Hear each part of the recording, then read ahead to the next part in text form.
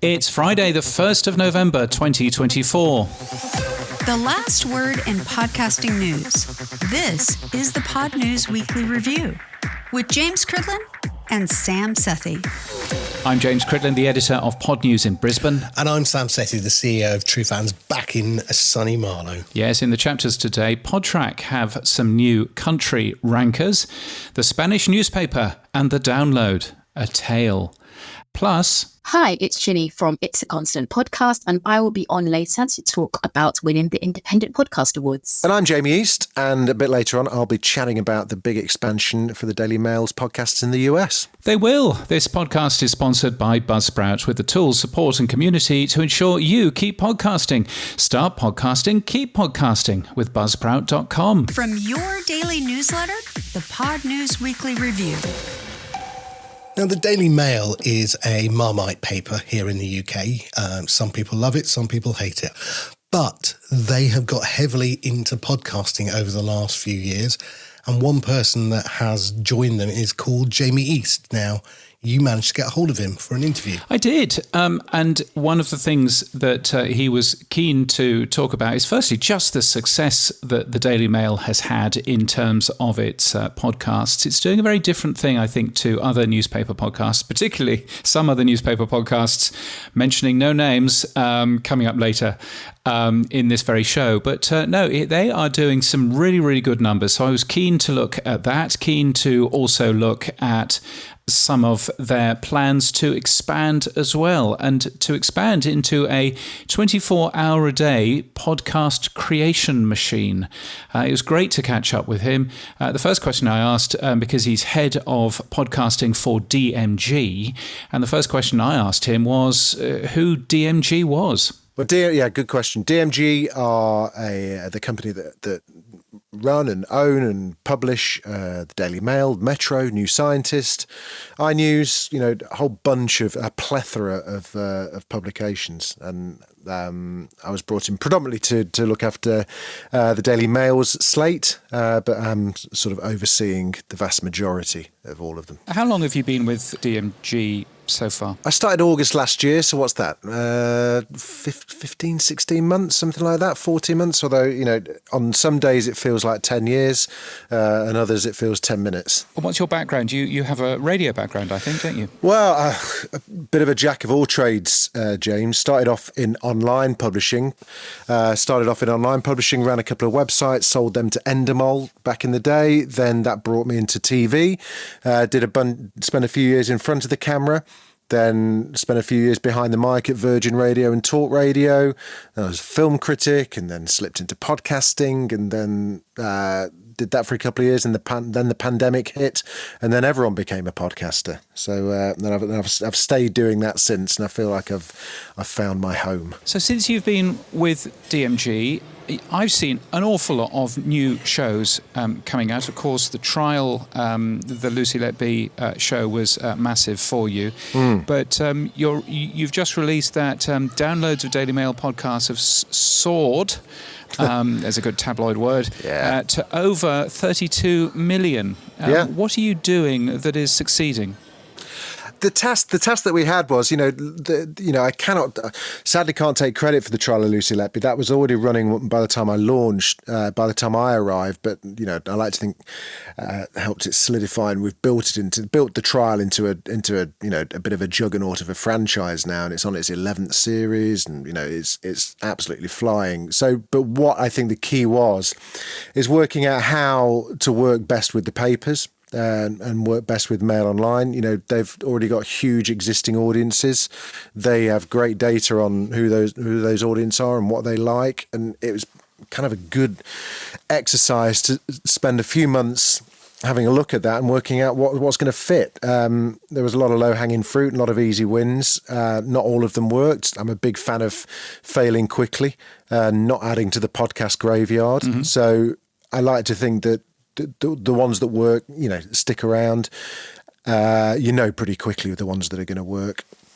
But 32 million is a huge number, really, to come from in, 2 years, I think, since their first ever podcast. There's no real secret to it. You're long in the tooth as well, James. You know, it's all about the storytelling. As long as you get the storytelling right, there's not much else that can go wrong. So what sort of shows have you been launching? Because I've seen some very journalism-led shows like the Lucy Letby trial. You've also launched sort of a bit more sort of entertainment-led shows as well, haven't you? Yeah, well, there's two. You know, you've got the Daily Mail newspaper, which has a certain audience, which we service really well with things like the trial. We've got a lot of those. A lot of the forthcoming slate over the next couple of months is leaning a bit more into that. But then there's the Mail Online audience, which is just absolutely massive. And you know, we're huge on. We are the biggest news publisher on TikTok as well. We've just broken 20 million followers on TikTok. So there's such a wide variety of user. There's no typical male reader or male listener or male viewer.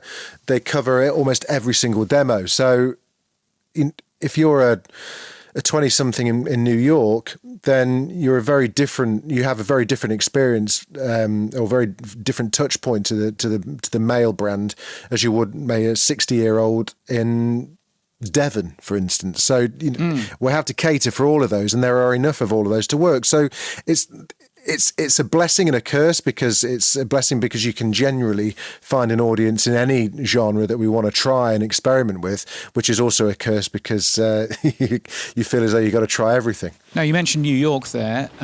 You are expanding to the US. What's the reason for that? Well, I mean, we've got a massive audience over there. So dailymail.com, which is the US brand of what we know in the UK as Mail Online, is massive. You know, it's a huge brand out there. And it's also really quite a different brand.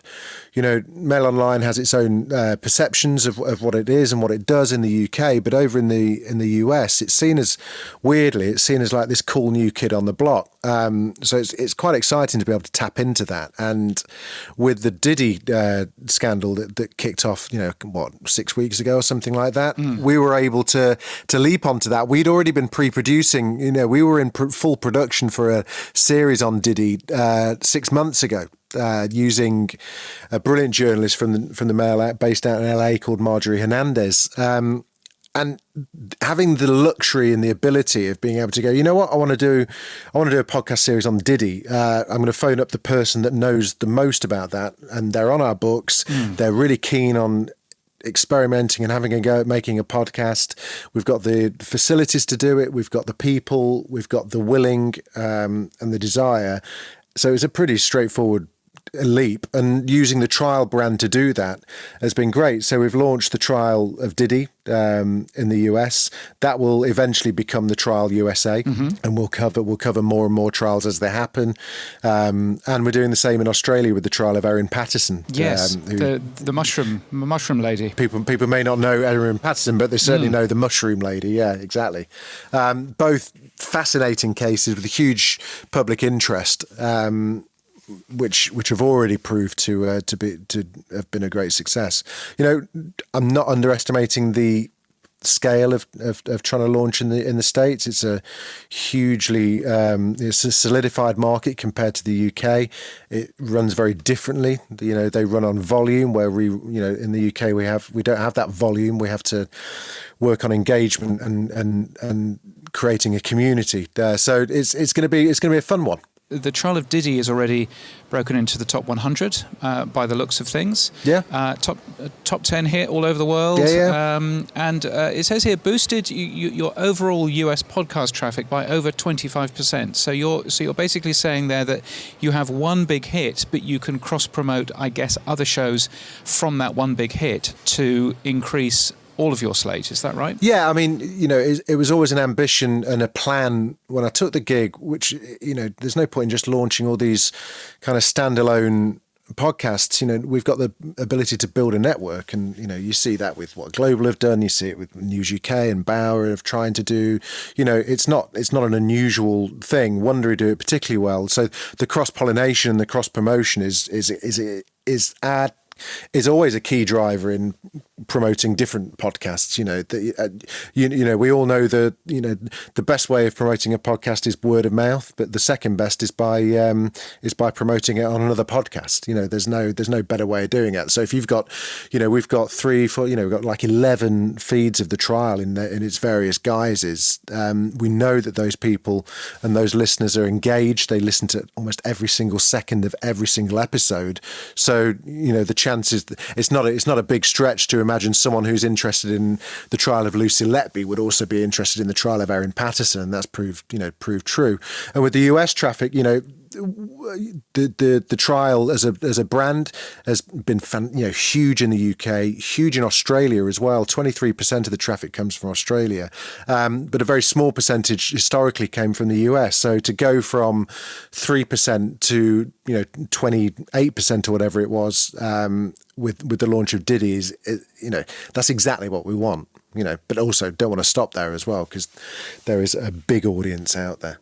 So when you're talking about expanding your podcast operation to the US, this isn't just from an editorial point of view. You've actually got people on the ground there. You've got offices there where you're actually making this stuff. Yeah, we've got our offices in New York. We've got a base in LA. We've got in DC as well. We're starting to plan about staffing that up permanently.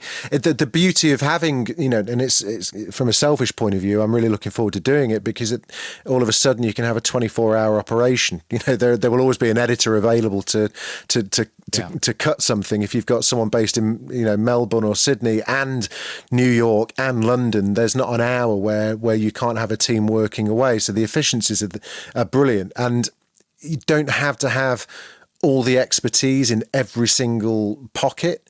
There might be, our artwork might always come from London. Our legal may always come from Australia. The beauty of the DMG empire, so to speak, is that we can really utilize that international kind of all the international bases that we have. So we're putting producers in.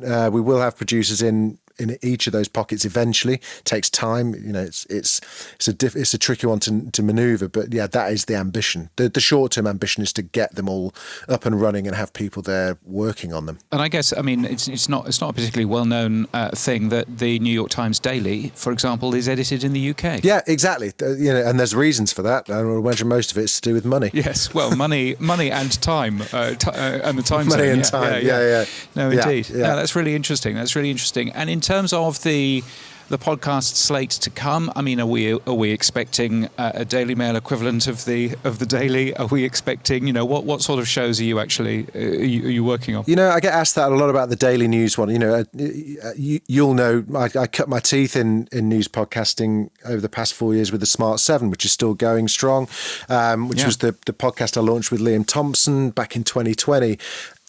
Daily news is really difficult to do. It's really expensive. It's really time consuming. It's really labor intensive. And the gains nowadays are pretty small in that. I'm sure the Telegraph are looking at their stats quite closely with the Daily T, which is, was a huge priority launch for them. And I would imagine it's been quite a tricky one as well. So I don't have any personal plans on doing it. They may be, with the advent of how, I'm a big advocate of AI and how we can use that in terms of efficiencies, in terms of making podcasts, not necessarily in any editorial decisions, but at the moment, no plans for Daily News. We will be leaning into a lot more of the journalism. We've got big plans in the true crime stuff, and I'll give you the exclusive on all of that when I'm ready to announce it all. But there's big plans coming in January and February for that, which lean into the newsroom. There are hundreds and hundreds of incredible journalists working for DMG, and there is also an unbelievable archive. So in terms of historic cases, in terms of historic true crime, in terms of historic, just general news stuff, in celebrity and showbiz and whatnot, it's rich pickings there. So we will definitely be leaning into that. A lot of returning series are coming back. Apple and the Tree was a big success for us. Queens, Kings and Dastardly Things was also a big success. Both of those are now in pre-production for their second seasons. Some haven't made it back, no fault of their own. They just haven't performed well, so they're going. No Shame time in that. I wish more people would do that. So it's good. It's a good test and learn bed, and it always will be. I'm a big fan of just trying out lots and lots of different things. And in terms of the final question, really, is in terms of the monetization side. These will be ad supported, or will there be a premium subscription as well? At the moment, ad supported. We've got a big commercial team behind it, and we're lucky to have some big commercial partners coming on board. Plans are afoot for all avenues of revenue. Yeah, no, indeed. And so, do you sell these shows directly in the US, or are you working with a partner there? US is, it's very early days. We're looking, we're now eyeing up how best to kind of go and speak to partners. We've got a good commercial team out in the States. Don Williams, who's our kind of chief commercial officer in the UK, has been out there the past couple of weeks starting to put the feelers out for that and how we build that. At the moment, we've only got one title that's predominantly angled at the US. So as they grow, then the team will grow, and it's a different ball game out there. The whole MailChimp kind of angle kind of is a winner over there. It's less successful in the UK because, again, it's volume. The pickup on those kind of deals is very low, but when you've got an audience of 300 million, it's worth doing. Over here, less so. So it's very different. And, we need to work out what fits best for the business. Well, it's super good to speak with you. I've been following what you've been doing for a while now, so it's great to actually speak. Yeah, likewise. Jamie, thank you so much for your time. I appreciate it. Thanks, James. The Pod News Weekly Review with Buzzsprout. Podcast hosting made easy. Jamie East from the Daily Mail. Given Jamie's track record in TV as well, do you think they'll go video? Who knows? You would guess that might be a plan for them. I should point out, by the way, that in case you can hear people in the background, it is Halloween as we record this, and there are a lot of very excited 11 and 12-year-olds who are just coming back to the house. So that's what's going on in the background. But yeah, you could see that, video might be good for some of the things that the Daily Mail is doing. But look, at the end of it, they've got a tremendous platform, a very highly trafficked platform, which they can drive an awful lot of audiences from. I think it's a good thing. Now, moving on, Spotify. Barcelona-based podcast hosting company Mumbler has partnered with Spotify through their open access program. So, James, first of all, can you explain what the Open Access program is from Spotify? Yeah, so if you want to buy access to a premium podcast subscription on Apple, you end up buying it through the Apple Podcasts app, and that's basically how that works. For Spotify, it's a little bit different.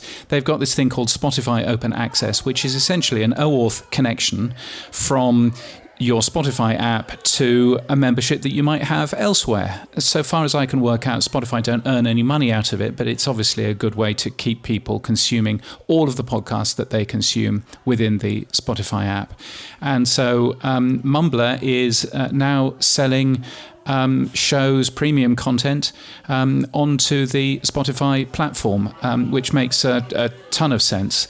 And you can very much understand that from their point of view, it's another place for them to sell premium content and premium shows. Now, there was a big hoo-ha on Mastodon 2 weeks ago where... Was there? Oh, I missed this. Sam. Was there a big hoo-ha? You kept out of it very well. Well done, sir.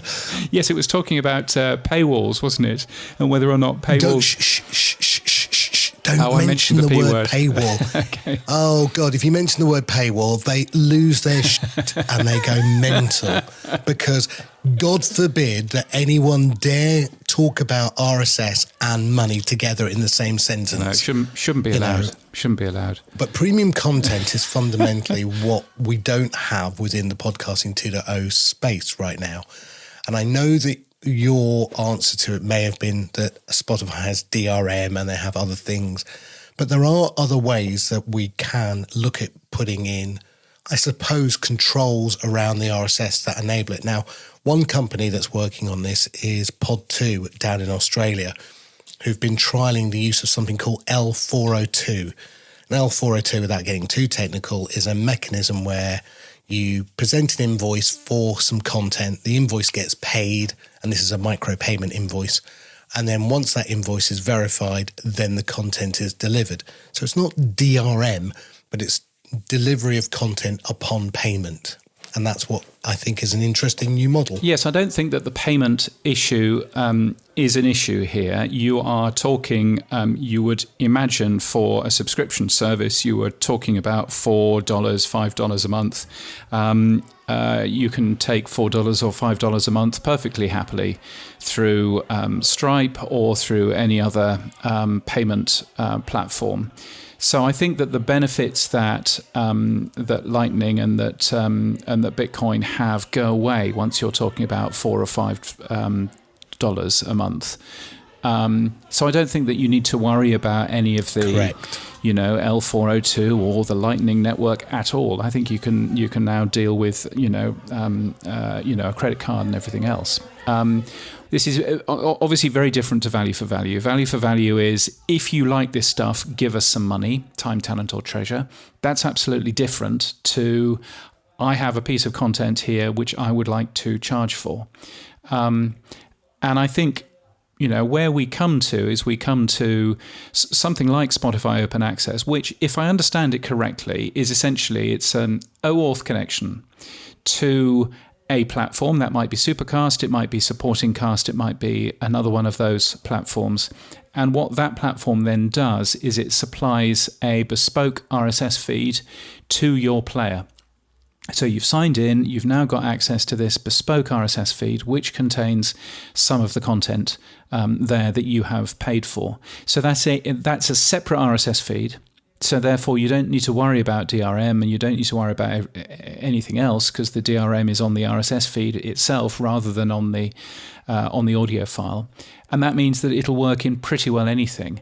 And I'm there kind of thinking, surely the way of supporting paid for premium content is to basically do Spotify Open Access, but do it in a different, but do it in a different app that isn't Spotify.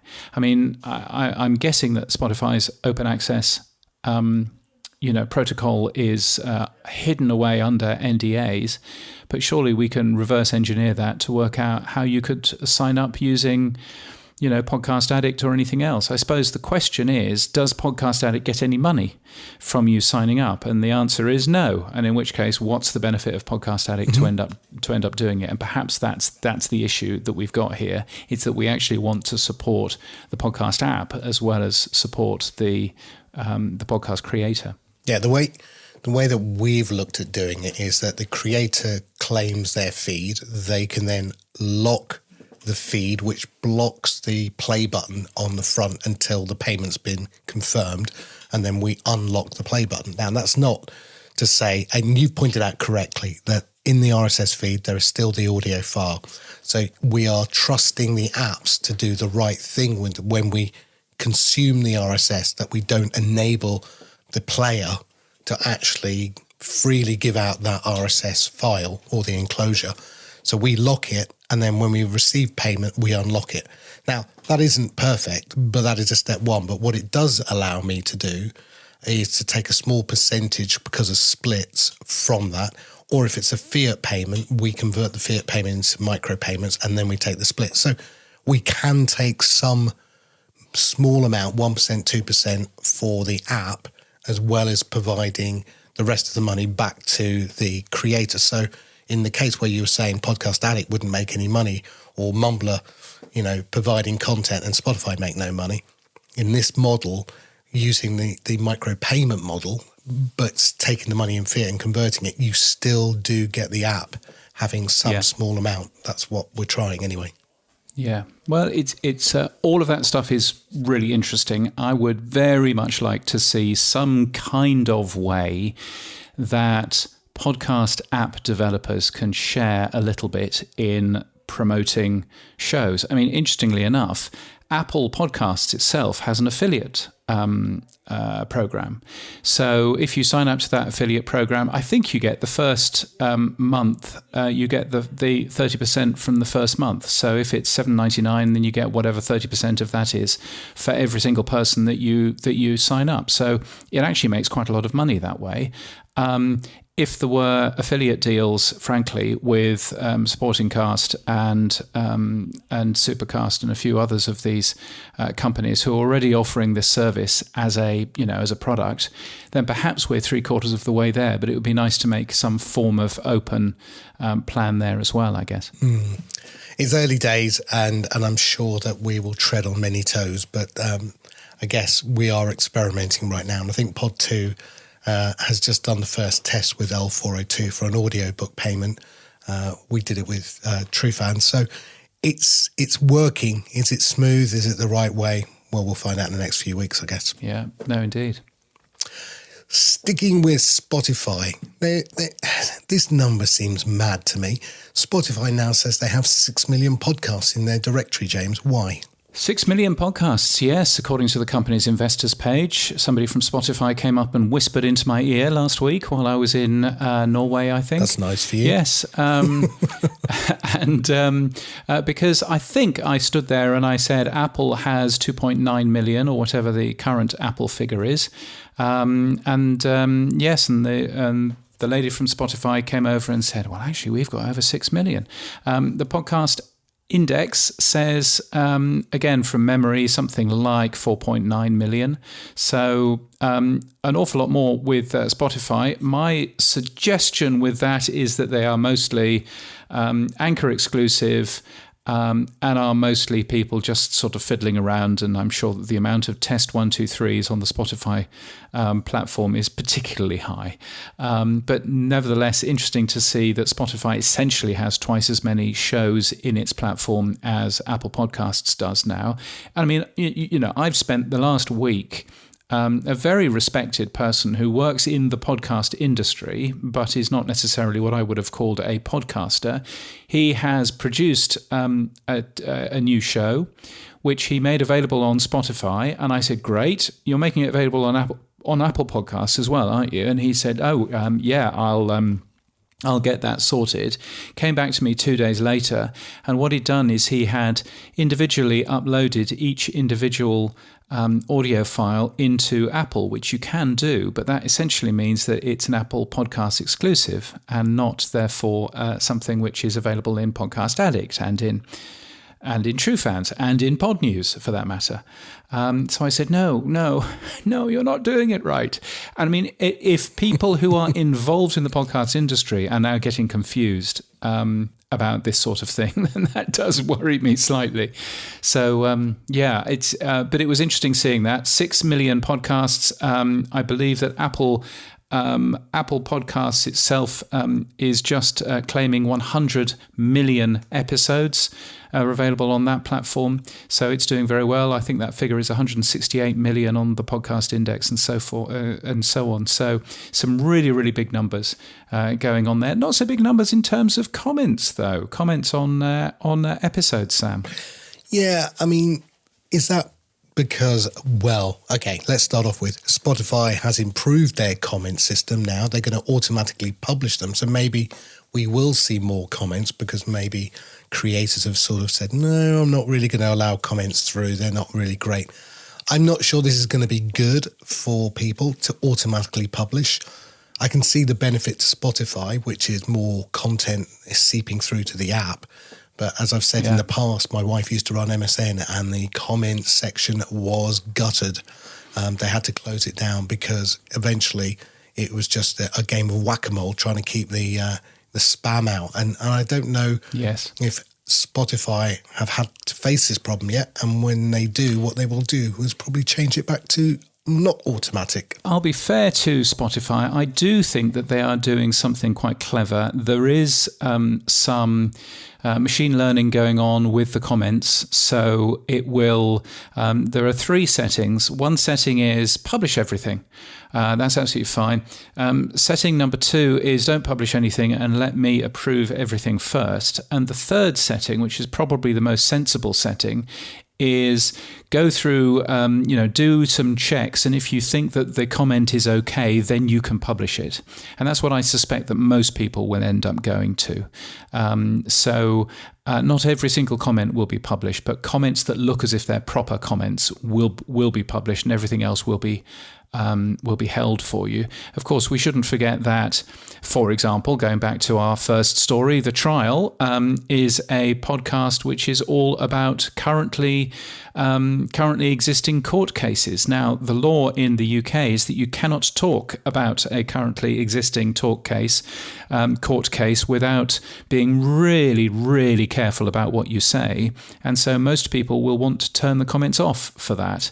And what I like about this is the fact that you can actually turn the comments off. You look at Apple Podcasts, you can publish anything you like on a podcast level. And it can be as positive or as negative as you like. So I think that Spotify, much though it pains me to say it, I think that they might be doing it correctly here. There's no API, by the way, into their comments system, and I have asked whether or not they will make it available in the Spotify for Developers API, which is a very good API. And the answer is, I'll take it to the team and see what they say. So, there's a thing. They have added keyword blocking, again, another good feature to add into comments as well. So and that's a brilliant thing. So if we wanted to, we could block any comment that was if we were doing the Tesco podcast, then we could block anything that mentioned Sainsbury's. Or similarly, if we were doing the Trader Joe podcast, then we could block anything that mentioned Walmart. So I think, again, that makes a bunch of sense for a lot of reasons. So yeah, I think that they've clearly thought a lot about how comments are going to work.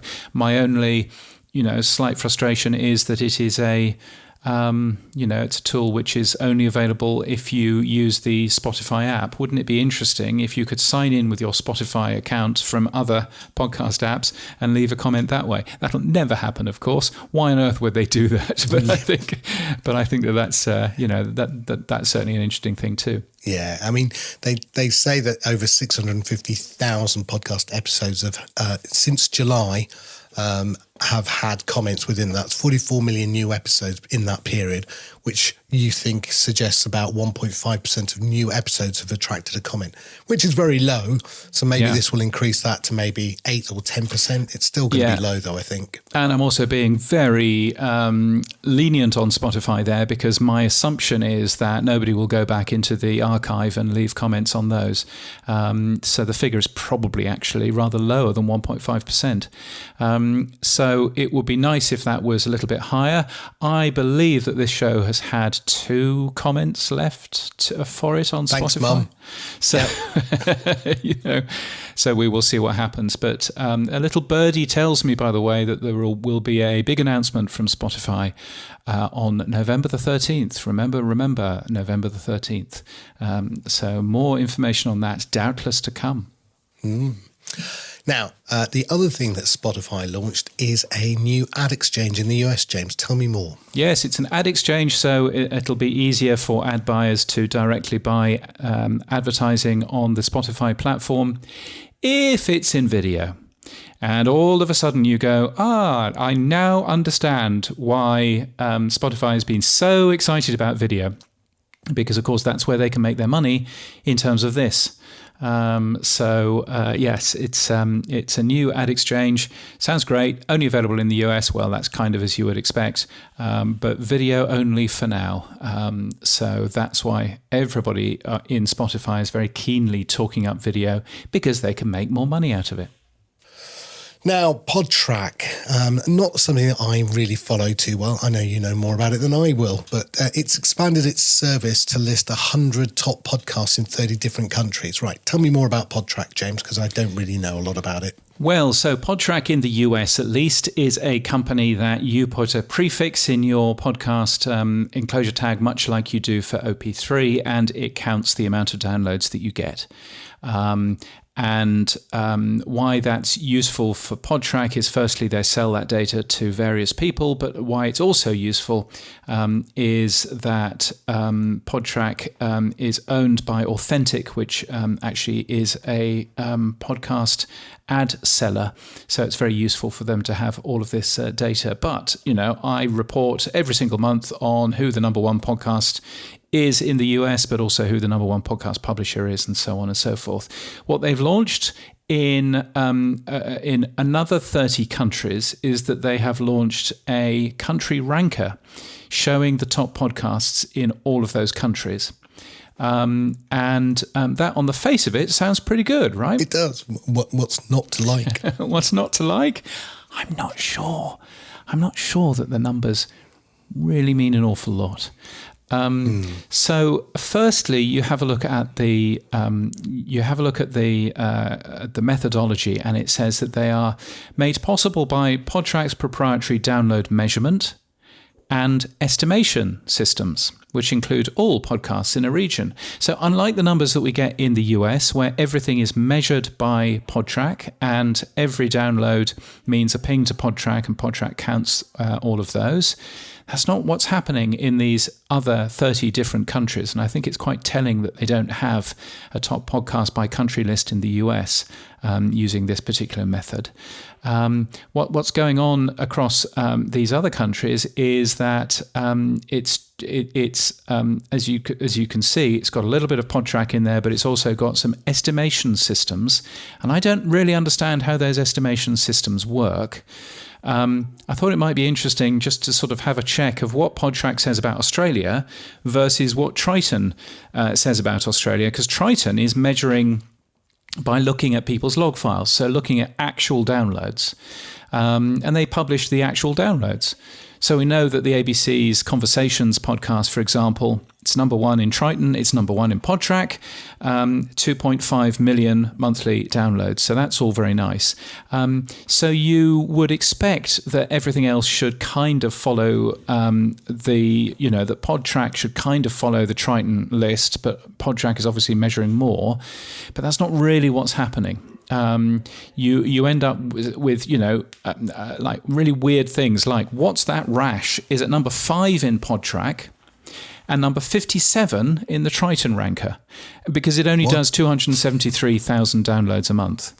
Number 7 is How Other Dad's Dad with Hamish Blake. Not a very big show. It's number 90 in the Triton ranker with only 171,000 downloads in September. But in September's Podtrac, it's number 7. And then you go down to number 11, which is Hamish and Andy on Podtrac, which is actually number 4 in the Triton list with 1.6 million. So 1.6 million is at number 11 on Podtrac's list, but just 171,000 is at number 7 on Podtrac's list. I don't get it. So I looked at these numbers and I thought, okay, well, it's nice, but I just don't see how these fit with the actual download numbers that we can actually see in some of these countries. So so I'm not so sure, to be honest. You just proved my point, which is they're all I can't say rubbish because that's not fair, but they all just have different ways of measuring, and you're measuring apples and oranges. I mean, there's no. Well, I mean, in this case, they're not measuring. Okay, they're estimating. Worse. Yeah, even worse then. And I mean, to be fair, you look at the UK numbers and they look as if they are probably about right. The rest is politics at number 1, the newsagents at number 2, the rest is history at number 3, the Archers at number 4, and newscast at number 5. That's probably about right, but so once you get actual data to compare it next to, you go, I'm not so sure. I'm with Dan Meisner. I am. A download is not a listen, and until we move the model away from downloads to actual listen time, I'm sorry, these figures are just Mickey Mouse to me. Automated downloads mean that those numbers even are just inflated anyway. We saw that when Apple cut it last year. We have talked about, will Apple turn it into a switch which says, I want to auto download, not have it as a default, the numbers would drop like a rock. I mean, just, Yeah. I will say it till I die. It's the emperor's new clothes. We are telling advertisers that they should look at the number of downloads. Downloads don't equal listens. Why are we doing this and persisting with a model that I think is just ancient and broken? Because it's the only thing that we can measure, and that's the thing. I get it. But Spotify don't. I mean, Spotify have first-party data, and I bet they're telling accurately the advertisers how long their advert was heard, who listened to it, and when and where. I mean, they've got that data. Oh, exactly right, because Spotify will most certainly be doing that. And that is a bit of a concern. I am speaking this time next week. Well, not quite this time next week.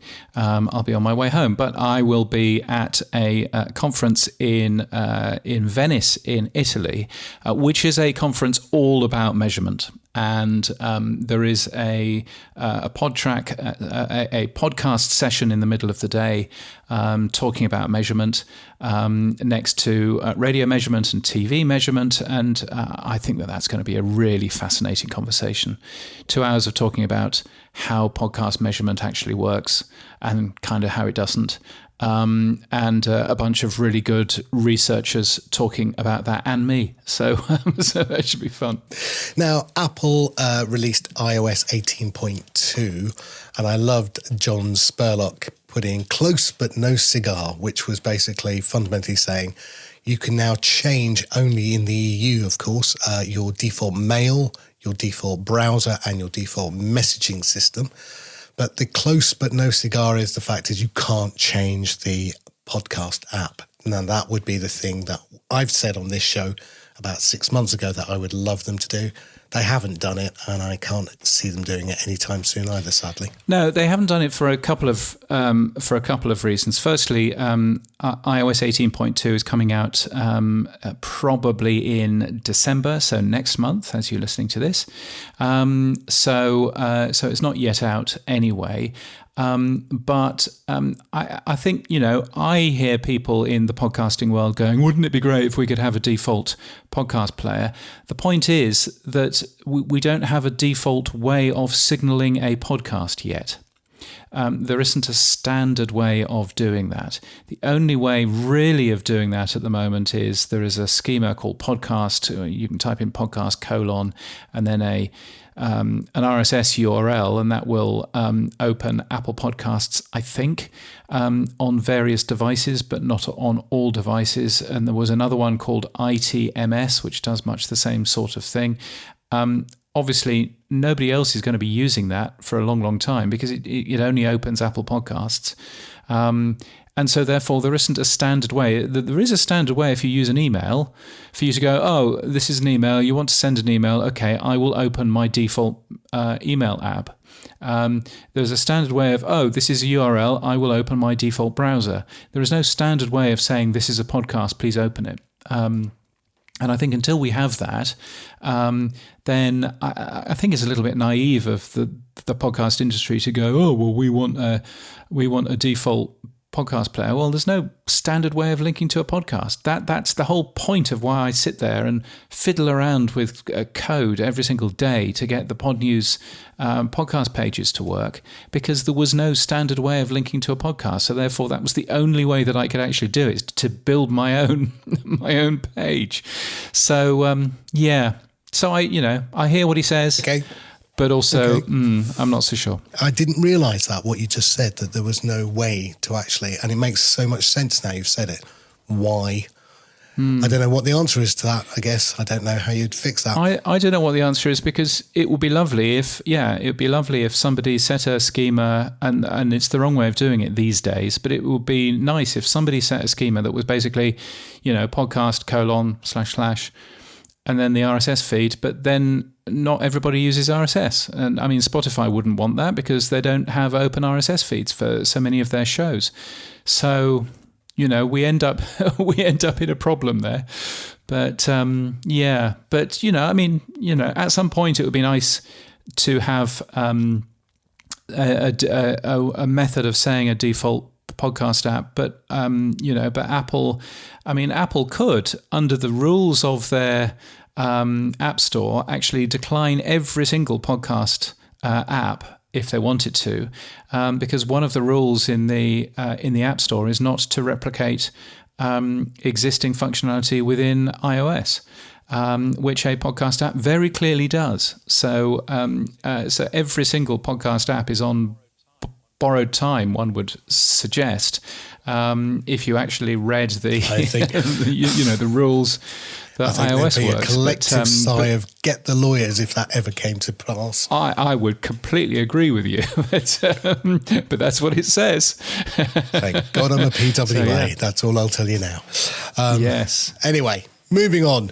Now, you had an exclusive this week about a Spanish newspaper. Tell me more. Yes, so this is it's a podcast from a Spanish newspaper. The newspaper itself is called El País, and it is massive. It is easily the biggest Spanish newspaper online. It got over 118 million visits in September. And it's got a very big podcast called Today in El País, or that in Spanish, of course. It has been claiming very, very high download figures. And I've always been curious as to those high download figures. And I thought, I wonder what happens if I visit the El País website and have a look at what it's actually doing. And hey presto, if I change my web browser into something that says that it is an iOS web browser, i.e. something directly from an iPhone, you visit elpais.com, and one of the first things that it does is it downloads the entire podcast for you, just in case you wanted to have a listen. So it wasn't happening if you were accessing it from a desktop, but was happening if you were accessing it from a mobile phone. So firstly, bad on them for giving every single visit to the homepage of the El País website another 14 megabytes of bloat, because that's bad. But also, secondly, bad on them for preloading that individual piece of audio in case you might want to listen to it, because basically that means that most of those downloads were never listened to. And so far as I can work out, that podcast contained a programmatic ad, which means that the programmatic ad that was bought in that show was never listened to either. So I spotted this, contacted the newspaper. I said, if you do this and this and this is what I see. Do you see this as well? And please, could I have a statement? And they quietly changed their code so that it no longer automatically downloads. Yes, and haven't given me a statement at all. But nevertheless, that seems to be fixed. So it's all a bit weird. Okay, so playing devil's advocate, what's that different to Apple auto-downloading then? Well, the difference is if you open Apple Podcasts up 5 times, you don't download every single podcast 5 times. So it wasn't actually keeping the podcast at all. It was just loading it on a page load. So it's different in terms of that, and different in terms of even if you'd listened to it, it would still have automatically downloaded it just with a refresh of the El País front page. Oh, yeah. Okay. So not doing local storage. No. They're just basically reloading each time. No local storage, okay. just loading it. What I suspect was happening is 3/4 of the way down the page there was a player. What I suspect was happening is that player was loading all of the audio, so that if you were to press the play button, it would be nice and fast. And what they had forgotten to do is to add in the audio tag a little thing saying, don't download this audio.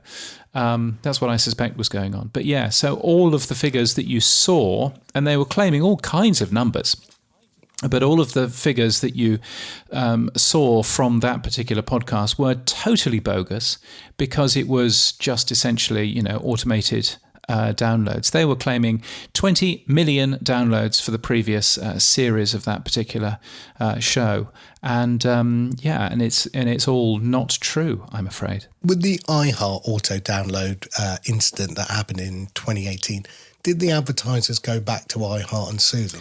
I don't believe that iHeartMedia for that particular show. I don't believe that iHeartMedia actually had any advertising in that particular show. So this was something back in 2018. Over 1,000 different radio stations had an embedded player that just downloaded an entire show. But I think it was a 2-minute show, and it was, they called it snackable podcast. And if you remember, they managed to convince our friends at Podtrac to start an entirely new chart, so that they could be number one in another chart, and that's basically how that worked. But yeah, I mean, if I was an advertiser on the El País podcast, you might be asking the question, do I deserve some money back? Because I don't think I have reached the amount of ears that I have paid for. The numbers, what I think concerns me a little bit more is they were hosted by Triton. Triton should have spotted this in their podcast stats.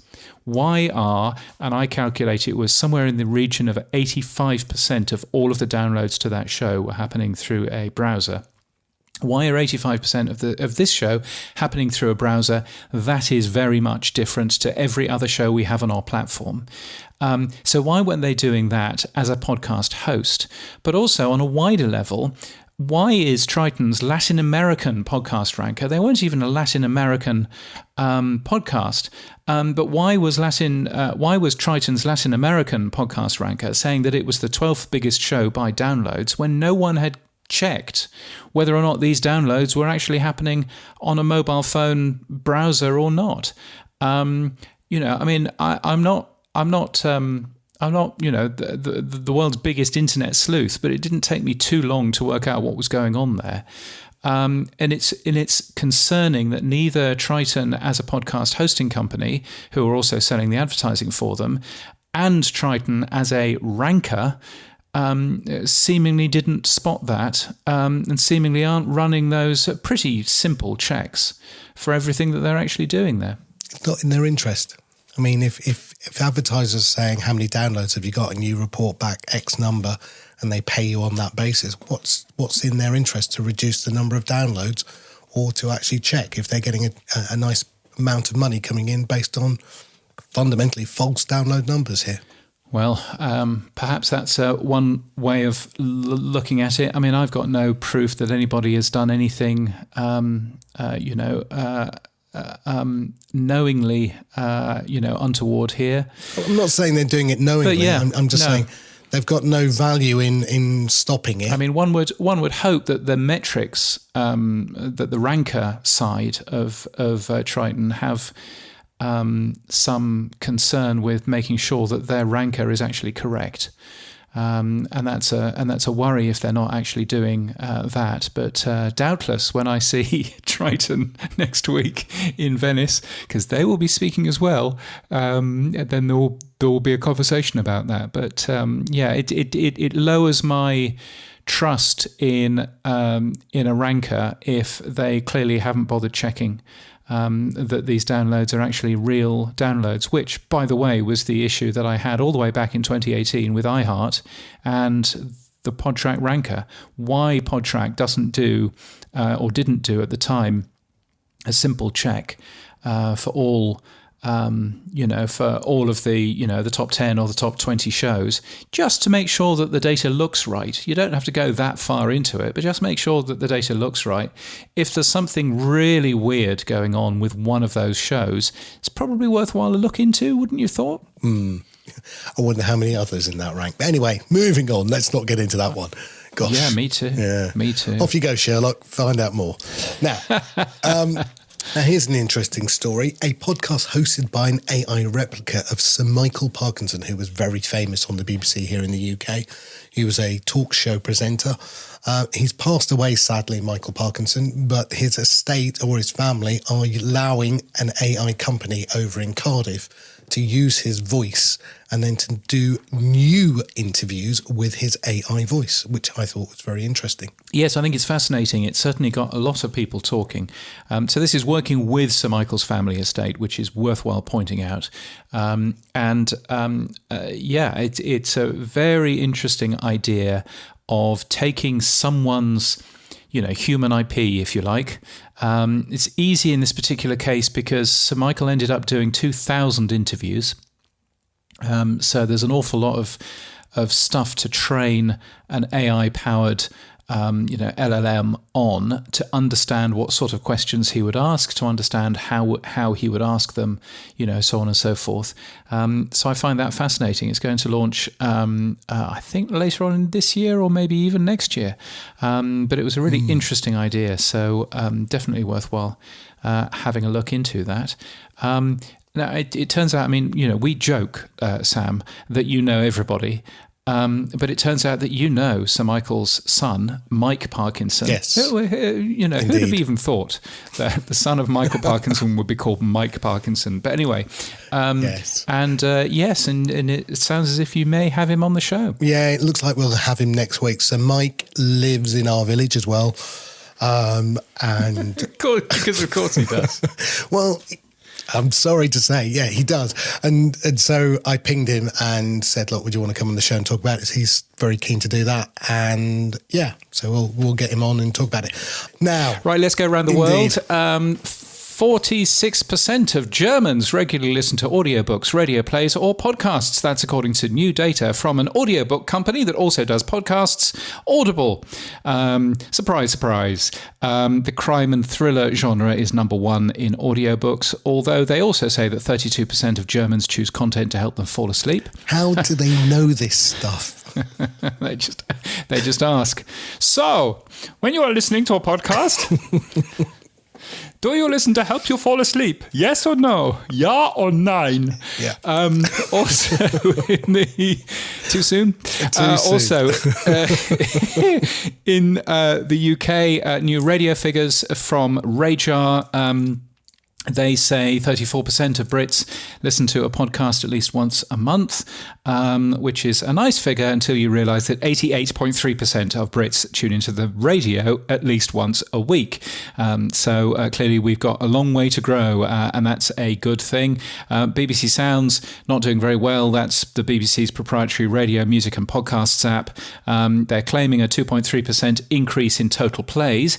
Yay! But what they were slightly less excited about claiming was that their weekly audience has actually dropped by almost 4%, which is not so good. Their podcasts on OpenRSS, though, going up by 2%. So it's almost as if keeping things exclusive on an app that nobody really wants to download is not a good plan.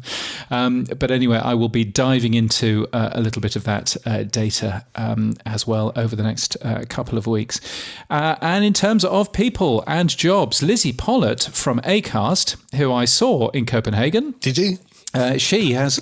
Yes, were we all in Copenhagen for the week or something? We were all in Copenhagen, right. And it's just that we didn't actually catch up. But anyway, yes, she has launched a podcast of her own called Bit Fit, Bit Funny. It turns out that she is also a comedian, as well as being a runner, and as well as being, the second in command at Acast. Possibly not second in command, but very high. Very high, in yes. Acast. Yeah. Anyway, so I think that's pretty interesting. And one of the articles that I'm kind of threatening to write at some point is people who are very senior in podcast companies. What is the podcast that they do? And are there any that don't do a podcast? Because I suspect that there are quite a lot of people who work quite highly in podcasting, but actually don't produce a podcast of their own. And wouldn't it be helpful if they did? Yes. I think Todd Cochran says this constantly. Yes, that's right, Todd. I would guess that he says that a lot, and I think that, it's really interesting. I mean, as you have done, trying to interview very senior people in the podcasting industry, and they come on using AirPods in the middle of an open plan office, and they think that this is how to do a podcast interview. So I would like to know a little bit more about that. So that might be fun. So if you are a fan of comedy podcasts, and she's interviewing a lot of very good comedians, Jeff Lloyd is in there, and others who I've forgotten, then find Bit Fit, Bit Funny, wherever you get your podcasts. Awards and events, James. We were in London last week. Where were we? We were at the Independent Podcast Awards. You are listening to a show with 2 nominations in the Independent Podcast Awards, which is an award by itself. But no winners. and no winners. One of the people who actually won, rather than just being nominated, were Chini Ukata and Astrid Madimba, who won for a great podcast, which is called It's a Continent. Africa is not a country, it's a continent, as if you didn't know. And they were absolutely thrilled. I ended up giving them the first award of the night, and they were absolutely thrilled at that. So I can't imagine what they must have been going through when they won another award, and then the biggest award of the night, the podcast of the year. But you managed to catch up with Chini, I think. Yes, Astrid's off in Peru, sadly, so I couldn't get hold of her. But I caught up with Chini, and I started off by asking her how she felt about winning 3 awards on the night. Yeah, it has definitely been a bit of a whirlwind. I think we're still taking it in. So many congratulatory messages from such lovely communities of people. So yeah, it's just felt amazing this past week. Astrid was so excited. She got on a plane and went to Peru. Yes, we have a speaking engagement in Peru actually happening next week. So she'd have planned to spend a week out there already, and I'll be joining her soon. So unfortunately, that's why she's not able to join us today. No worries. Now, It's a Continent. What's it about? First of all, why did you want to put a podcast together? How did you come up with the name? And what do you cover as a topic? Yeah, so we're a podcast that focuses on African history. And as it happens, we kind of straddle both the history and educational piece there. We were having a discussion one evening in 2019, talking about how actually we didn't really know much about each other's history. So I would identify as British Nigerian, Astrid British Congolese, and we realized I didn't really know much about each other's cultures. I was then thinking, I don't even know what Congolese food is like, So we then thought, let's sort of take a step back and think about how we can learn about not only our own history, but also the African continent as a whole. And the name It's a Continent kind of came about from the generalization that we do see with the continent. How many times have we heard Africa described as a country? Or how many times have we heard Africa just being generalized so much, just in mainstream commentary? So we brought about It's a Continent to sort of counter those two things, to highlight key areas in African history, but also to highlight that Africa is not a monolith, and there's just so much richness and diversity of culture within countries, let alone the continent as a whole. So when you decided to do a podcast together, everyone has that moment of what's the podcast going to be called? How long should the length of a show be? What's the subject? I mean, did you have a background in podcasting or radio or speaking at all? Funnily enough, no. I guess my editing skills literally just came from a GCSE music way back then. So I knew how to do audio production. And I think we just had a passion. It was a passion for our subject that led us to this. We both enjoy a chat. So it was about sort of taking that chat to a wider audience and sharing in that with us. And what's been the initial feedback from people? Was it initially friends and family who listened? And then did you get a wider audience? How did you market this podcast to a wider audience? Yeah, we kind of just started at first doing a little bit of a pilot to friends, close family, just, what do you think about this? And we wanted to cover history in a way that was actually relatable. And that was something that, not to say dumbed down, but in a way that would make it easily digestible. So we are not kind of coming in with like hard copies of, papers per se, but we're reading those papers, but then translating it in a way that relates to where we are from a modern perspective. So we often tie it into current affairs just to bring the history to life a bit more. So we shared that initially with family and friends, and then we kind of took to social media. And I think it's the social media aspect that really made it grow, finding those audiences that really wanted a piece of African history. And then it was from there on social media that we then got approached around writing a book about the same topic. So I would say that social media, for all its ills, really helped us spread the message and really accelerated our audience in that way. And when did you both think, you know what, we've got something good here? We're in season 10 now, so you've had a little bit of time to practice. And look at it, practice makes perfect. You won the award. But when did you actually think, was it season 1, season 2, episode 1 even? When did you really think, yeah, we've got something good here?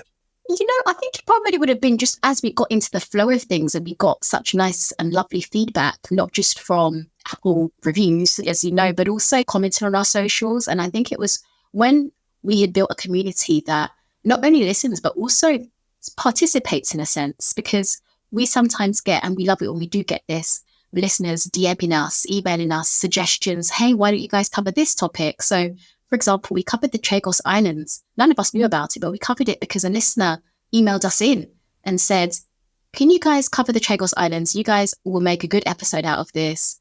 Here's all my sources. Here are my Kindle notes. Here's a documentary.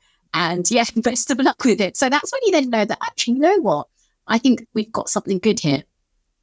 Yeah, I listened to the most recent repeat episode you've put out, which was about repatriation. And it's a topic that many British Indians also feel very strongly about. And it's currently very hot within, the discussion around the Commonwealth and the King being down in Australia being told by the Aborigines. I think for most British people, they do not know or feel or understand the pain, the hurt and the anger that so many of what I call badly named Commonwealth, because it's not common and there's no wealth shared. But when you cover topics like that, which are very personal and very strong, do you get a lot of negative feedback as well as positive? Do people come back at you and go, that's not true? I mean, yeah, those sort of people are not generally the target audience, but, it is unfortunately common that you would get negative reviews or emails relating to the topics that we cover, saying that we're complaining when we're actually highlighting things that need to be brought to the forefront of discussions and conversations. But those people are in the minority. We have got an excellent listening community who are very supportive. So thankfully, those sort of comments are kept to a minimum. Thank God we know all about Henry VIII, because that's the important stuff. Well done, British history. Now, looking at the next step for you and Astrid then, what would you say to doing video? At the moment, you're an audio first podcast. Would video be the next thing that you guys look at? Yeah, we have spoken about it. It would be great to check and see what other kind of media forms we can move into. A dream of ours would be to do some kind of documentary style, visual presentation about some of the topics that we cover, and just kind of bringing those audio topics to life a bit more. So that's definitely a dream of us as huge documentary fans. If we were able to do something like that, covering the continent would be amazing. Have you been approached by bigger production companies since you won the award, or in the past, even before you won the award? Because I think if you want to grow to the next level, it feels like being independent and then going under the wing of a larger organization with deeper pockets, better marketing opportunities, let's say. That feels like the next natural stage. Is that something that you've been approached, or something that you'll be keen to do? It's definitely something that we'd be interested in doing. As we say, it's great being an independent podcast as we have our full control, and we know we're part of a small sort of network that we're part of. But I guess, as you say, to get to that step change would require more marketing and visibility, which, we'd love to have the opportunity to spread the message to a wider audience. It's been great that we've also been approached by a publishing company. So we do have It's a Continent, the book available, which covers a lot of similar topics to what we speak about in the podcast, in that it goes in depth about each country within the continent. So it's great to have that recognition from publishers. So yeah, we just have to wait and see what could happen as a result. But our ultimate goal is to get this message and the topics that we cover out to as many people as possible. Would you venture into live audiences? Is that something that would excite you both? So we have started doing some sort of small film nights. So film nights at Picture House, we've got a great working relationship. So we have started doing film nights based on, say, African cinema. So we had a Congolese film recently, and then we covered a film that looked at, it's called Io Capitano, where we looked at, really part of the reclaiming our narratives with the Black History Month, reclaiming that narrative about the journey from African countries across the Sahara Desert to the Mediterranean and ultimately, say, Italy, for example, which was in that film. Quite often that story is just misinterpreted and villainized a lot in the British press in particular. So this was an opportunity for our audiences who were interested in the film, but also audiences that are interested in our podcast to get together, watch the film, have a great post-film discussion about this topic. And we found that having this sort of film club has worked out great for us. And it would also be great to venture into live shows if we can. So starting with events, but moving into that eventually. Now, guests. Have you had guests on the show before? Yes, absolutely. So we were lucky enough to have Kehinde Andrews on our show whilst we're still relatively young. So maybe about 2 years ago. So he's a really lovely guy. We had him on the show just because his books really sort of spoke to us in terms of what we do.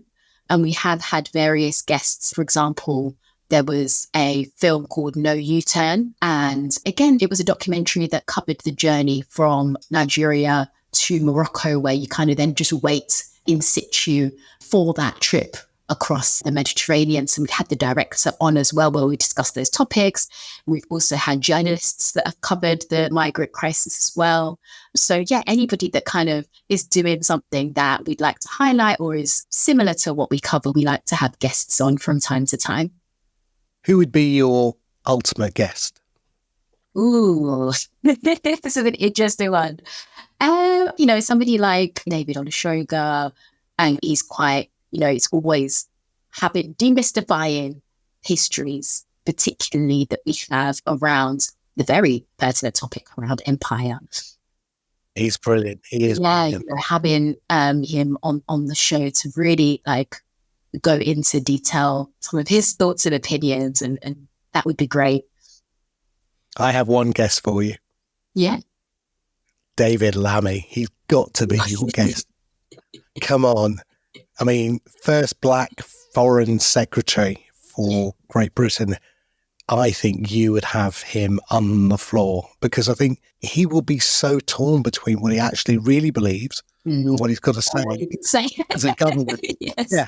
I mean, I've heard him speak when he wasn't the Foreign Secretary, and I know what he would say when he's now the Foreign Secretary. So I'd love you to have him on the show. I think that would be the ultimate guest, personally. Now, one last thing. How do you make money from your podcast? Are you sponsored? Are you taking advertising? What's the way that you keep the show going?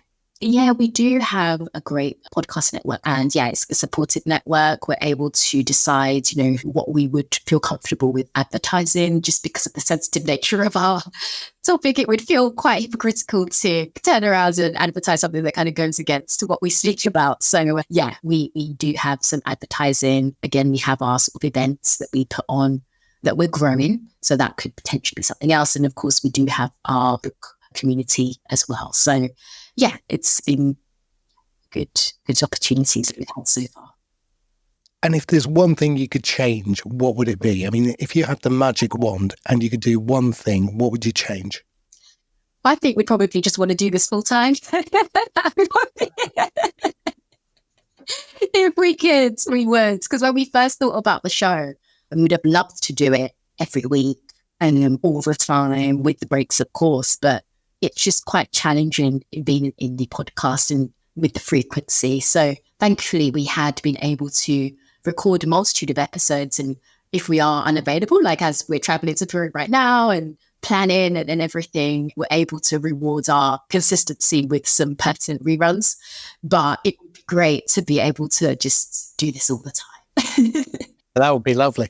It was just it's a mad left field thought for you, but I think given how big Africa is as a continent, and most people don't understand that the map of the world that we currently see is a false map of the world.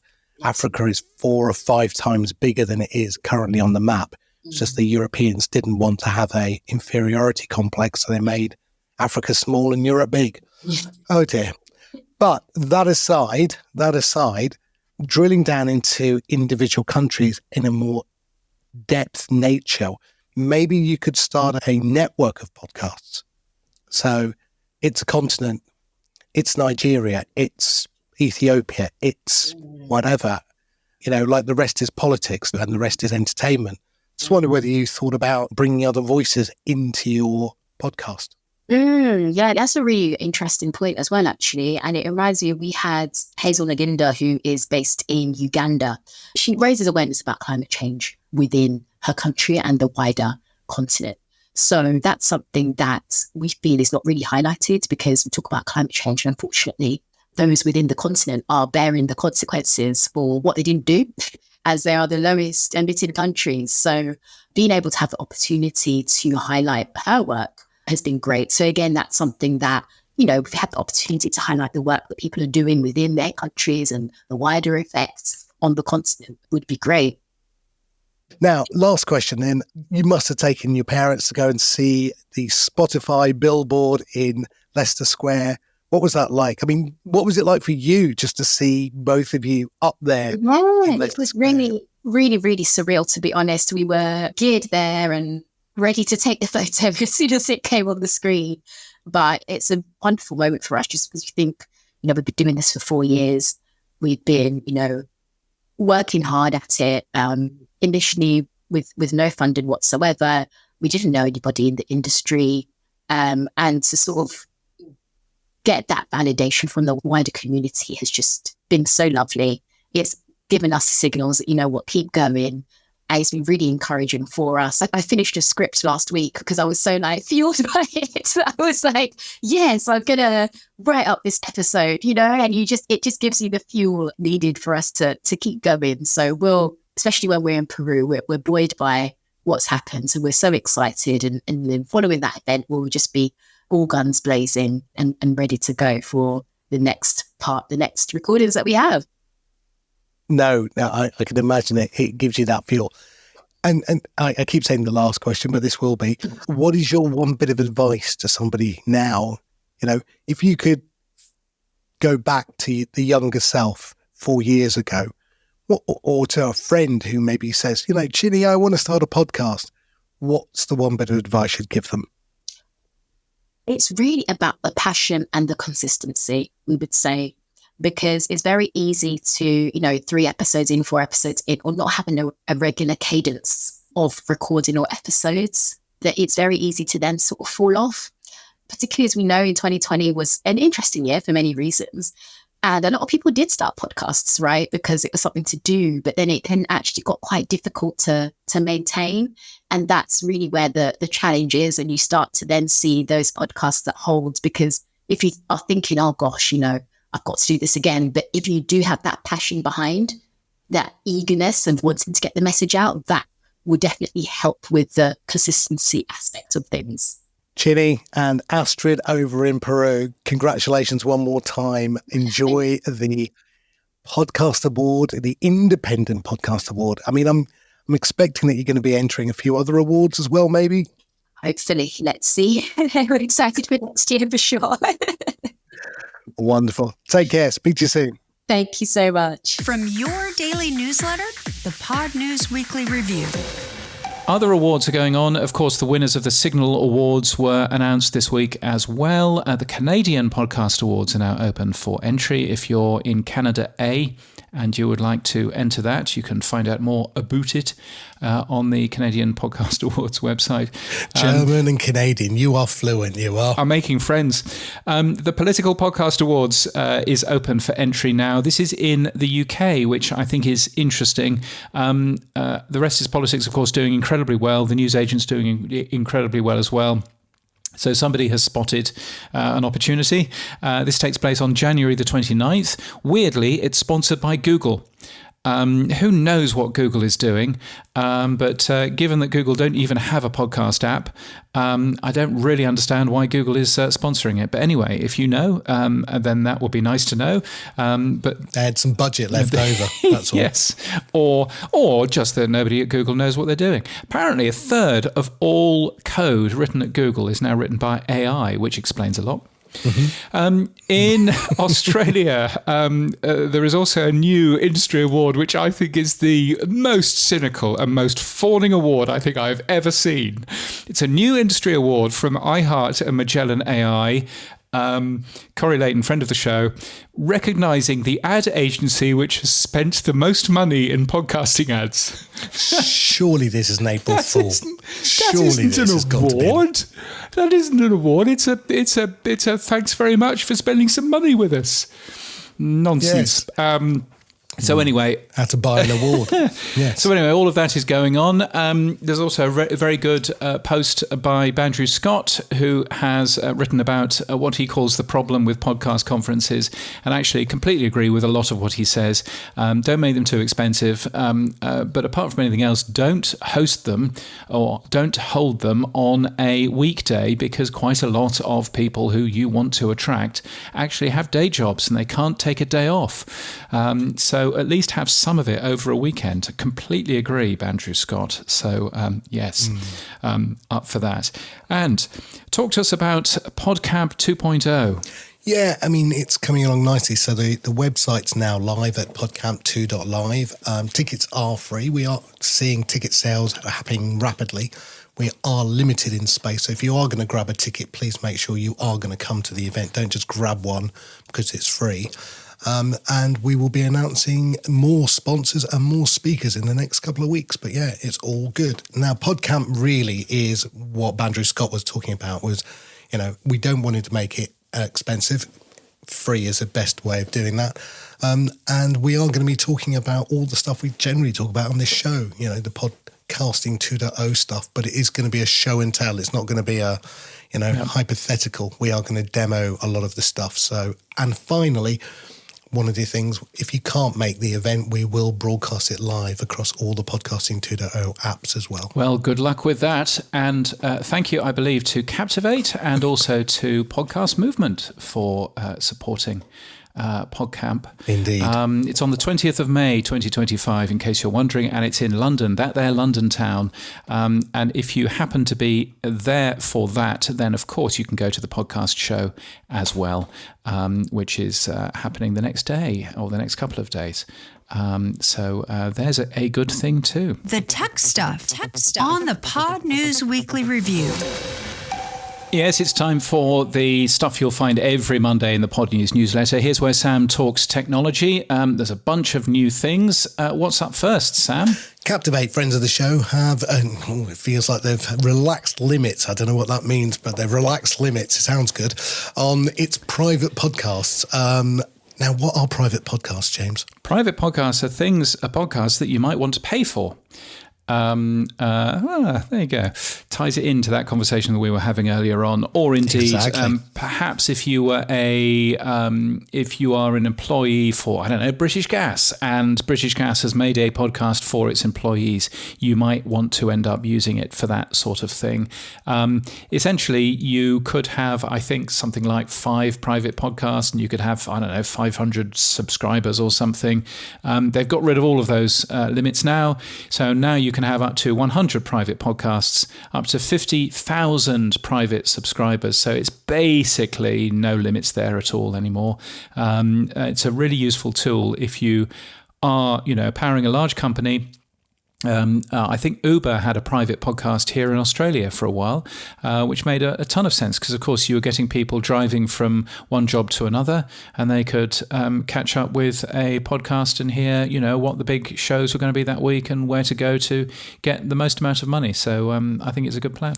How do you issue a private podcast? Is it no RSS feed that's basically distributed other than privately, as in you get the URL, that's it? Yeah, so it's an RSS feed which has, typically the way that these things work is it has a username and a password, or it has a particular address that is unguessable, and you give that to each subscriber that wants to have a listen to that particular show. So essentially they are private RSS feeds which are tied to an individual, and that's where you can hide content that you want to end up paying for. So this is the way that Supercast works and the way that Supporting Cast works and other things. RSS.com has been awarded a patent, which is very cool. It's for AI-driven scalable ads.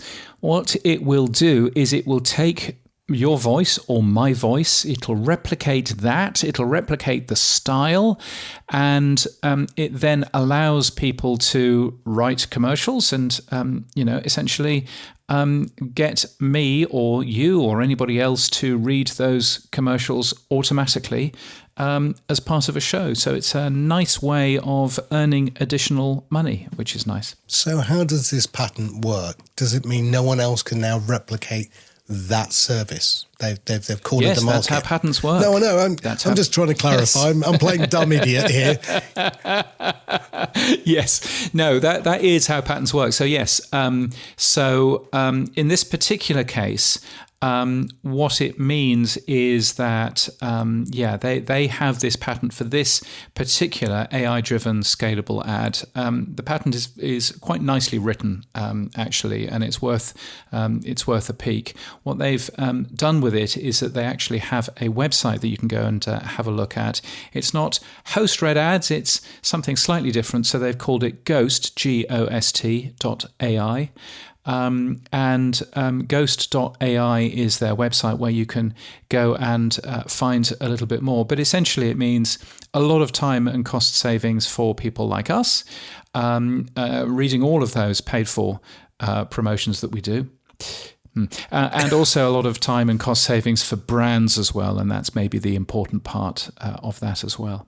So it's a separate service for RSS because it's not directly related to RSS.com then, is it? No, so it's a service that any podcast hosting company could use, in fact, right. Or indeed, any podcast sales company could use if they wanted to. So it's a smart tool, but also very nicely put together. So so in terms of how that works, I know how. I'm not, to be totally open, I'm not a big fan of patents, particularly patents in software, but I do know how much time and effort it takes to actually get a patent. And I know that Alberto and Ben have been working on this for years and years and years.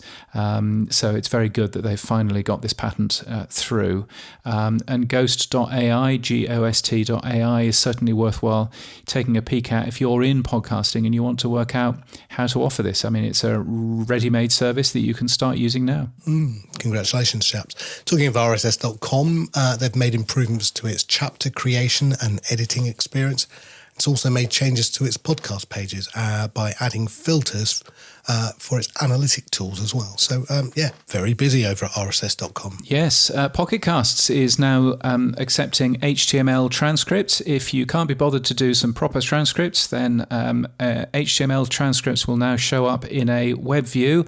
And if you put an HTML transcript into your podcast but don't put an SRT or a VTT in there, then you get a slap leg from me because that's not the way that you do things.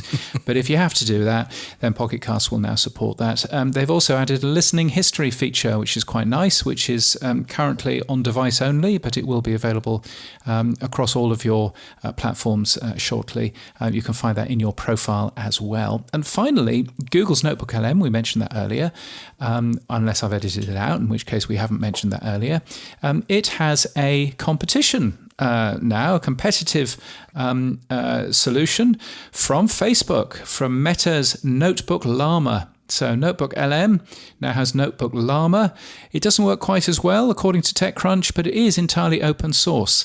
So my suspicion is that we will see a bunch of podcast hosting companies adding Notebook Llama to their service and allowing people to end up using that. But if you want to get two people to summarize a bunch of documents for you, then Notebook Llama is possibly the thing for you. Yeah, and the reason it's not quite as good is the text-to-speech part is the poor part of what they've done. So the actual LLM part is actually on a par or even better than the one from Google. But the actual speech from the text is a very poor implementation, and that's where it falls down. But that will be improved, I'm sure. Yeah, I think Google has done a great job. Whatever we might think of it, Google has done a great job with the speech in the Notebook LM stuff. I mean, even to the point of people, stopping and starting and lots of ums and pauses and things. It's a very clever system. So, but the fact that it's open source means that you can play around with it and maybe make that better. Maybe you can do a better job than Meta's software developers. Who knows? Boostagram Corner on the Pod News Weekly Review. Yes, it's our favourite time of the week. It's Boostagram Corner. We've had, though, some boosts as well, haven't we? We have. Cy Jobling, who is the first person, by the way, to get his tickets to PodCamp 2 Live. Literally, I published it, and I think 30 seconds later, he'd bought 2 tickets. It was mad. He put great episode diving behind the scenes of Diary of a CEO, understanding the thought process and learnings from its success. So thank you, Cy, for that. Yes, thank you. And it was a good episode last week. It's well worth going back for an extended interview with Jack Sylvester. 100 sats from George Darm. Now I feel vindicated for going through 3 kinds of chairs before settling on one for our studio. That's another comment about Jack Sylvester from last week. You can find that in the feed if you've not already had a listen. Thank you, George. 1,701 sats from B. Dempsey. Love the idea of the Nostr integration. This is from the interview that we did a couple of weeks ago with Oscar Merry from Fountain. He says, I kind of prefer ActivityPub, but I like what this functionality can bring us. And, I listened to that whole interview actually on a plane. After I'd edited it and published it and everything else, five days later, I thought I should probably have a listen to that interview, and it was a fascinating interview, actually, really interesting. The full version is in the Pod News Extra feed, which I would recommend. Oscar is quite persuasive about the benefits of Nostr within. Certainly his app. No, I don't disagree with anything Oscar said. I think Oscar has got a very clear vision of what he wants to do. And I think the micropayment element of Nostr is very powerful, as in you can publish something out to Nostr and then without having to have an account on Fountain, you can actually make a payment back in. I get it. It's a closed loop of payments, right? My concern right now is what's your MPub number is how you have to onboard, and it is just too confusing. Yes, so I think it has lots of potential, but I personally think it's only good so far for geeks who understand it. And talking about that, 3,333 sats from Chad F. Brilliant boost, Chad, who says, nice update about what Nostr npub 1v5UF1H4LKESLGXXCCLG is doing from Nostr npub 1UNFMT himself. I mean, yes, exactly. It's not really the world's most easy to understand feature, is it? But I think, yes, Chad F, thank you. Good point, well made. Cole McCormick won 777 sats, which is an angel boost. He is boosting us all the way back from Sandy Wilhelm. Have we read this out? I'm not sure we have read this out. He says the most interesting thing Sandy from YouTube said all the way back then was in regards to YouTube Music and main YouTube. People start, stop and pick up in different places, she said. Makes me think, as a producer of podcasts, it's smart to have video as part of the full package so I can take advantage of that consumption truth. Be available everywhere, even if the video is a static graphic. People will still see your brand, and if you make quality content, then it only helps, not hinders. Yes, Cole, agree, and that's why we use Headliner to get this show onto the YouTube platform so that you can consume it as people do in their twos and threes on that platform. So yes, completely agree, Cole. Thank you for that. And R.W. Nash, 1,225 sats. How about now, sir? I think he was testing whether or not I'd managed to fix my umbrella. It seems that I have, so that's good news. So all excellent. Thank you for that. Sam and I share all of the revenue from this podcast, all of the value that you give us. So thank you very much. If it's valuable to you, then hit that boost button, or even better, become a power supporter and give us a monthly amount of money like these fine people. We call them the Magnificent 11, and we will continue to call them the Magnificent 11 until we get another one. Neil Velio from Podnose. Very good to meet Neil for the first time last week, so that was excellent. Also Rocky Thomas, Jim James, David Marsell, Cy Jobling, Rachel Corbett, Dave Jackson, Mike from the Rogue Media Network. It was good to speak to the network earlier on this week as well. Also Matt Medeiros, Marshall Brown and Cameron Moll. Much appreciated. If you want to become one of the Magnificent 11 and maybe change to the Magnificent 12, then weekly.podnews.net is the website address for you to go to. That's weekly.podnews.net. Yeah, we won't call it the Dirty Dozen. Well, I mean, yeah, the Magnificent Dozen, the Baker's Dozen. Oh, the Baker's Dozen when it's 13. Well, the Baker's Dozen is 13. Yes, that'll be. Anyway, what happened for you this week, Sam? Well, you and I were in Copenhagen. We didn't meet up, but no, we didn't. That was weird, wasn't it? Yes. Well, you were busy, and I was on the family thing. At some point, you sent me a WhatsApp with your actual location on it. Yes. And I sent you a WhatsApp with my actual location on it. So we could have met up very easily, but we were super busy. So, or at least I was. So, yes. Yeah. Well, I was super busy, basically eating and drinking. So yeah, and I went cold water swimming. God help me. Yes, it was very, very, very cold. It seems that the Danes like to have little pools along various locations where you just strip off and then go and dive into very, very cold water. Yes, and then go in a sauna straight after. They're all mad, aren't they? They're the Danes, but still. What else? Basically, I'm retiring. Steve Bartlett called me the GOAT in response to Jack Sylvester's interview. So that's it. I'll take it. You and Steve Bartlett sitting in a tree. Yeah. Yes. Who knows what's going on there? Hey, and other things we did. You and I were talking about the location tag. We were messaging each other, and your update to the location tag suggestion where you've got rel equals creator and rel equals subject, so that you can put whether it was recorded somewhere or the subject was the podcast subject. We've implemented that now, and you've done that in the Pod News Daily. So if you go and have a look at the Pod News Daily, you'll be able to see that James has recorded the shows in places like London Heathrow or cafes in Stockholm or wherever he's recorded. Yes, it was quite fun to add that to the RSS feed. So that is all available and all available right now for anyone. That's a very cool thing. So yes, it's worthwhile taking a peek at that. I would love more feedback on the expanded location tag.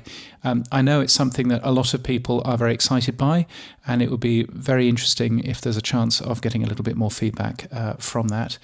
Rob Greenlee had Matt Cundall on the New Media Show. And they were talking about the location tag, and Matt, being from radio, was talking about he'd love to see a map of something called live and local podcasts.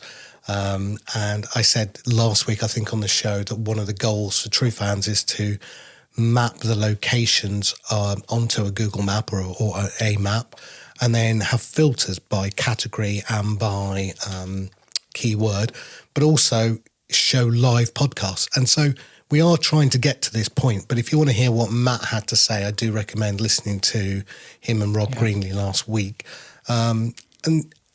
Should be perfectly possible with the location tag and the live tag. So you must have seen it. There's an app called Radio Garden which does this for radio stations if you want to see radio stations around the world. So I wonder if we can get a podcast version of that same function. Yes, it'd be dead easy to do with the stuff which is already in those feeds. So that would be a nice thing. The other thing that we pushed out live this week was an AI filter. So we were talking earlier about Google's Notebook LM, and we talked about last week or the week before Listen Notes, basically detecting AI podcasts.